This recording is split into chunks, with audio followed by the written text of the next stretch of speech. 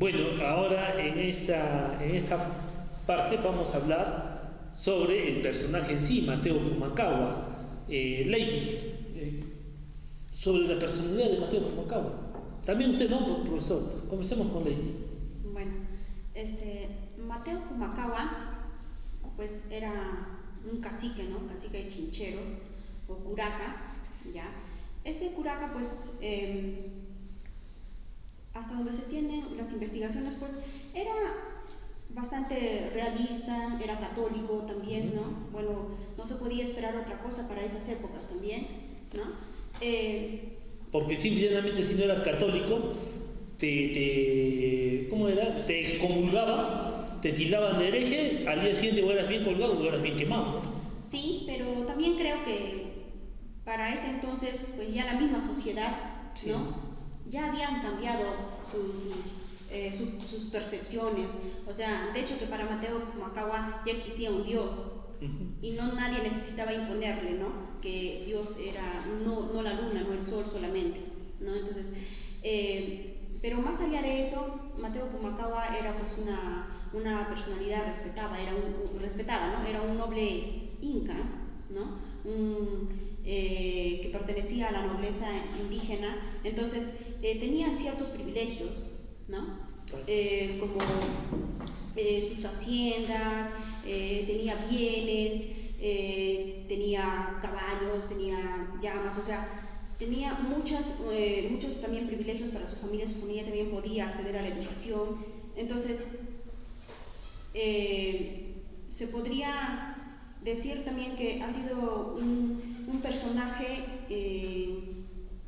con ideales bien definidos, ¿no? Claro. Bien definidos. Ha sido parte de la fuerza militar de la fuerza española, ¿no? De la corona, y ha participado en diferentes enfrentamientos, dentro de los que se puede resaltar el enfrentamiento con Tupac Amaru. Contra José Gabriel Conquistador, sí. En la rebelión de 1781. Exactamente, ¿no? Entonces, de ahí todavía se ve más su participación en la audiencia de Cusco, en el año 1812. 1812, exactamente. Y también posteriormente va a pertenecer al Consejo de los 24 electores incas, ¿no? Y bueno, de ahí ya pues tenemos una percepción de la personalidad de Mateo. Profesor, yo quisiera agregar a esto que él hace uso del goce de sus derechos y de sus propiedades, lógicamente de sus títulos nobles también. Sin embargo, él también está orgulloso por el grado militar que tiene, claro, como brigadier, que no se lo han regalado, él lo ha obtenido por méritos propios, y es una de las excepciones que tenemos en América de que un peruano haya podido obtener ese galardón, exacto, en el ejército, digamos, realista de la corona española. Porque brigadier general llega a ser como ahora general de división. Algo similar, sí, ¿no es cierto? Y eso es sumamente importante porque eso le da capacidades de estrategias, de tácticas, ¿no? Y lógicamente el mundo andino es también un tanto complejo, porque en esa época se vive todo un proceso de sincretismo religioso. Hay una resistencia cultural por parte de la población que aún todavía mantiene sus deidades, ¿no? Mantiene algunos rituales, pero también mantiene muchas de sus técnicas agrícolas y ganaderas muy propias de los incas, ¿no? Y sí, de la época, pero que permiten, digamos, poder sobrevivir. Lo interesante es que no solamente a una persona es por lo que recibe como título, como herencia, es también resaltar sus cualidades personales como líder. No es que él abrió la boca y ya 30.000 indígenas se juntaron, no. Claro. Es su poder de convencimiento, es su labia, es ver su oratoria, la capacidad de convocatoria, manera, cómo convence para lograr esta capacidad de convencer. Ahora, los indígenas tampoco no son nuestros antepasados, tampoco no son irracionales, no. Ellos, y si pasa esto, ¿qué va a ocurrir? Si yo me voy a la guerra, ¿qué va a pasar con mis hijos? ¿Qué va a pasar con mi familia? O sea, el otro tiene que asegurarle el sostenimiento de la familia. Y él sí tiene la capacidad como para destinar unos para enfrentarse directamente a la pelea, pero otros para la producción. Efectivamente. La producción y la ganancia, eso nunca para, ¿no? Y entonces es una manera interesante de asegurarle la logística de guerra en comida, armamento, abrigo, etcétera, etcétera, movilidad a sus huestes. Así es que no es que una persona esté luchando, porque detrás de esa hay otro tanto que no permite el rompimiento de la cadena productiva, ¿no? Y lógicamente también están esa fe y esa esperanza, que no solamente la reciben, sí, de la Iglesia Católica, muchos también la reciben de sus deidades antiguas. Efectivamente, ¿no? Esos rituales de guerra. Es tal vez por eso la complejidad del personaje, ¿no? Por eso les digo, o sea, es bastante complejo en el mundo andino, entonces hay que entenderlo en esa dimensión. Y a pesar de ser él la cabeza, lógicamente él, hay que entender que si bien él es un hombre, pero tiene un equipo de trabajo. Hay gente que está detrás de él y que hace que su voluntad o sus deseos se cumplan de acuerdo a los designios de él. Hay toda una organización de gente de su plena confianza y que se ganan la confianza también de su propio pueblo a través de esta estructura, ¿no? Entonces es bien interesante, o sea, hay que ver cómo el recurso humano es debidamente administrado para que logre el objetivo posible. Definitivamente, profesor, por eso les mencionaba, ¿no? Yo tengo a bien conocer a un pariente lejano, que es el primo hermano de mi madre, ya primo en tercero o en cuarto grado, el señor Pedro Quispeínga Salas en Lima, que él ha venido y también nos hemos comunicado, hemos abierto un canal de comunicación y en esta comunicación que tenemos con él, que ya la estoy teniendo muy fluida y en buena hora, me menciona un dato que se confirma, un dato oral que se confirma con lo de mi abuelo y algunas pequeñas investigaciones todavía, ¿no? De que Pumacahua estudia en la Escuela Prusiana de Armas en Hungría. Entonces, como lo dice el profesor, la parte antropológica, ¿no? Pumacahua se sentía bien orgulloso por el rango que él había obtenido con sus estudios y no así porque la corona simple y llanamente se lo da. Esa es una revalidación después de 1811. Entonces, ahora, Pumacahua, cuando va en contra de José Gabriel Condorcanqui Noguera, él no va porque la corona lo envía. Él va porque el Consejo de los 24 Electores Incas le dice, a ver acá, ¿quién de nosotros está formado académicamente, ¿no? Militarmente para vencerlo y traerlo acá y que nos explique el señor José Gabriel Condorcanqui Noguera por qué él se ha autoproclamado como gran Zapán Inca del Perú, desde Panamá hasta la tierra, que lo traiga a Pumacahua? A eso se junta la corona que le pone pues armamento, le pone más estos y también con la, entre comillas, la indiada que él lleva y con lo eficaz de su estrategia lo vence a Tupac Amaru, ¿no? Segundo. Entonces, Lady, de esta manera que estamos viendo ya el personaje de Mateo Pumacahua, ¿qué más nos podrías tú contar acerca de sus virtudes o tal vez de sus no virtudes, ¿no? De Mateo?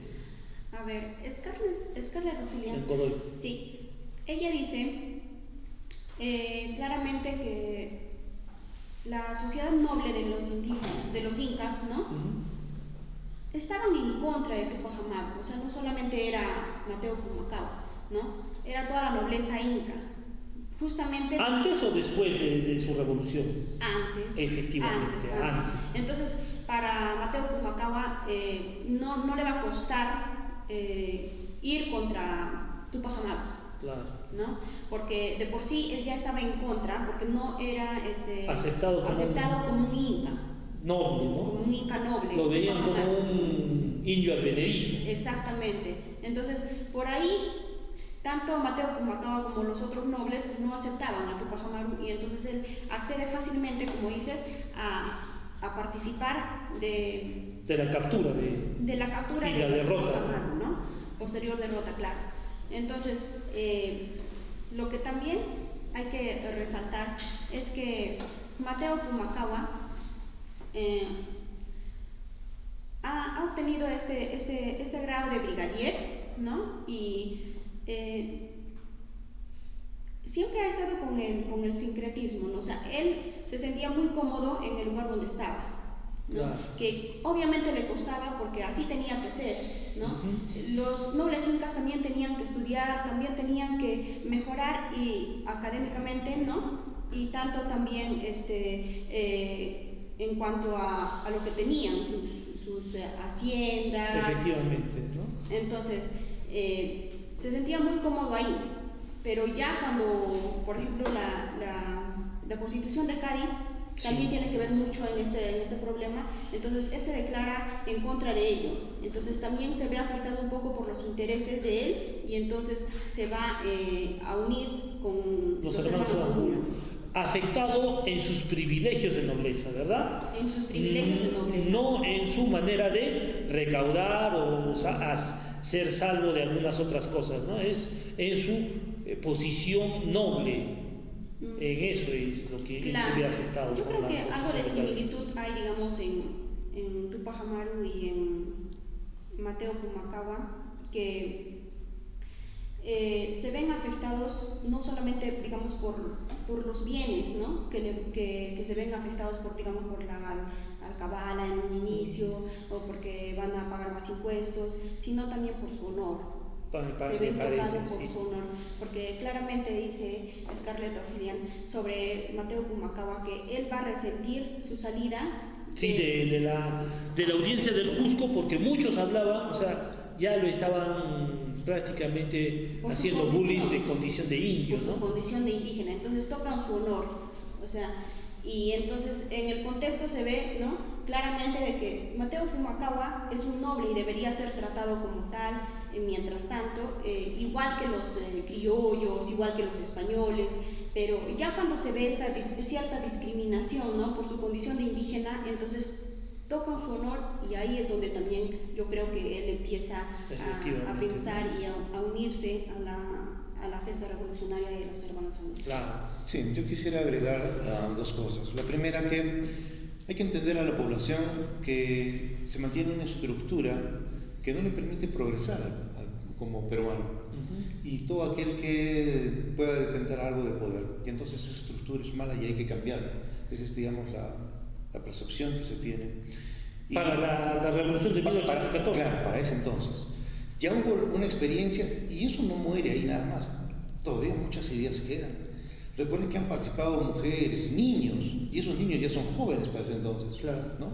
Y entonces ya han quedado, ellos han visto, han perdido familiares, aún queda ese miedo, pero también ese espíritu de rebeldía, ¿no? Claro. Frente a cambiar definitivamente algo que está mal, porque al subir los impuestos, suben alimentos, suben una serie de cosas, y es más sufrimiento para el poblador común y corriente. Claro. No solamente es tocar las arcas de algunos nobles, no, en realidad y ahora, lógicamente, el noble, el que está a cargo de ello, también vela por su pueblo y ve el sufrimiento que tiene también, ¿no? No digo que es la parte primordial, pero sí es una consideración que hay que tomarla muy en cuenta. Efectivamente, ¿no? Porque lo ven como el líder, lo ven como el que es todo su protector, ¿no? Y por eso de ahí las reverencias que le hacen, el saludo, el cariño. Por eso es el trato entre ellos de Apo, ¿no? Así es. Apo, se trataban Apo, ¿no? Así es. El protector. Y eso, repito, eso uno se lo va ganando, ¿no? Entonces los sentimientos, estos sentimientos recíprocos se tienen que dar, y entonces de alguna manera también está obligado a sacar cara por él y por su gente. Claro. ¿No? Que está detrás. Creo que con este suceso también como que es una reivindicación de su identidad. Efectivamente. De su identidad como indígena. Como indígena, ¿no? Entonces, me parece que ahí se da cuenta bien. Claro, o sea, ese es digamos más el punto de quiebre para que él se sienta más indígena que realista, claro. ¿no? Porque ya es mestizo. Sí. Pero sin embargo va a defender esa identidad que lo tiene ahí como noble, y va a defender también a a su población. Sí, hay una pequeña parte que me gustaría tocar, ¿no? Es cierto, sin embargo, la gesta de José Gabriel Condorcanqui Noguera es buena. ¿En qué sentido? Porque le quita la careta a la corona española. Le quita la careta. Ahí sí se dan cuenta muchos de que los privilegios y lo que daba la corona española era simple y llanamente un pastel que se podía caer. Pero la gesta de José Gabriel comienza porque su actividad como contrabandista, porque el profesor Miguel Céspedes, historiadora Lady, ¿no? El comercio estaba prohibido para la clase noble, para cualquier indígena estaba prohibido. Sin embargo, el señor, entre comillas, comerciaba desde Sacaco, Chaviña, Yauca, Carabelí, con productos como aceite de oliva, caña de azúcar, ¿no? Y otros derivados a aguardiente, hasta las minas de Potosí. Y eso ha creado una controversia hasta el día de hoy, ¿no? Que después reconvenga para ayudar, profesor, a realmente mostrar, ¿no? En la etapa final de su gesta, donde ahí en el martirologio se descubre realmente cómo son los españoles. Es que la informalidad ha sido parte de la historia de nuestro país desde la colonia. Hemos sido muy informales. Y lo hemos aprendido los españoles, ¿ah? Como cualquier otro, también igual. Porque le recuerdo, profesor, sí, que estaba prohibido comerciar con los ingleses, con los franceses y con los holandeses. Sin embargo, al parecer, por los datos que se están sacando ahora a luz, nuestro señor José Gabriel Condorcanqui Noguera comerciaba con ingleses. Como muchos de ese entonces, seguramente. Y españoles también. También. Y echa la ley, echa la trampa, lo más importante era la ganancia. Siempre ha habido corrupción, darle a tal, a cual, que se haga el ciego, el tuerto, para que proceda. Y lo interesante es que ahora sí estamos encontrando evidencias concretas. Claro. Porque antes, era la teoría, o sobredichos, o supuestos. Pero yo creo que hay eso. Pero a lo dicho, quiero agregar que después de la muerte de Túpac Amaru, 3-4 años después, todavía la gente en Panamá está haciendo colectas para apoyar la revolución del Perú. Sí. Porque, claro, se enteraron después de la muerte de él. Y por eso es que también lo desaparecen del mapa rápidamente a él y a su familia, ¿no es cierto? Los españoles, sí. Porque no les convenía que esto crezca. Porque si en todo caso hubiera habido un sostenimiento un poco más fuerte, no solamente el foco hubiera sido en Perú, sino que se hubiera realmente esparcido. Y lo peor era que llegue a todos. México, que era la más grande, ¿no? También, sí. Ahí sí era. Entonces era bien interesante, ¿no? Aparte de los problemas que había en Europa también, y que, eran propios de la época. Lo cierto es de que hay esa fuerza. ¿Cuál es el desencanto? Y que seguramente muy amargamente Mateo Pumacahua, de ahí también lo controversial, es que darse por haber sido un tonto útil en un determinado momento de su vida, apoyar, y el hecho que los mismos historiadores hayan también encontrado escritos en donde las huestes de Túpac Amaru, cuando se enfrentaban a las huestes de Mateo Pumacahua, el desencanto de las tropas de Túpac Amaru, principalmente porque se bajaba moral. ¿Cómo voy a matar a mi hermano? ¿Cómo voy a matar a mi hermana? Pero si somos de la misma sangre, somos de la misma lengua, pero sin embargo estaban enemistados por un interés de un tercero, que eran los españoles, ¿no? Y no solo los españoles, como le digo, ¿no? De los británicos, claro, que estaban detrás con la masonería británica, la masonería francesa, que ellos sí querían poder comerciar con los recursos naturales, las materias primas que salían de las islas occidentales. Muchas gracias.